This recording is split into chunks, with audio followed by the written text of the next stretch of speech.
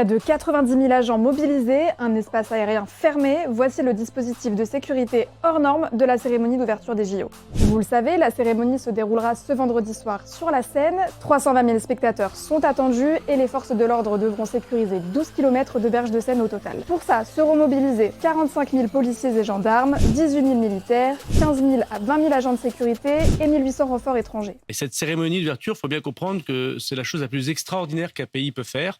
On n'a jamais organisé une cérémonie d'ouverture en dehors d'un stade. Ouais.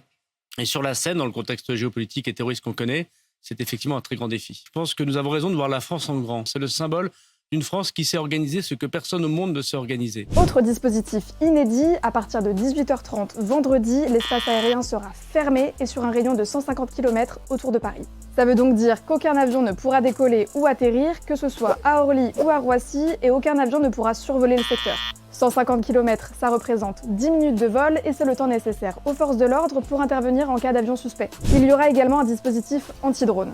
Des fusils brouilleurs d'une portée de plusieurs kilomètres seront déployés et des hélicoptères de l'armée survoleront Paris pendant toute la cérémonie. Sur la Seine, des kilomètres de barrières ont été érigés sur les quais pour éviter toute irruption. Près d'une centaine de plongeurs démineurs surveilleront le fleuve avant et pendant la cérémonie. Et les 85 embarcations du défilé seront toutes vérifiées par des brigades cynophiles avant la parade. Enfin, à partir de 13h vendredi, toutes les zones rouges seront bouclées, aucun véhicule hors force de l'ordre, secours et organisation ne pourront circuler dans ce périmètre.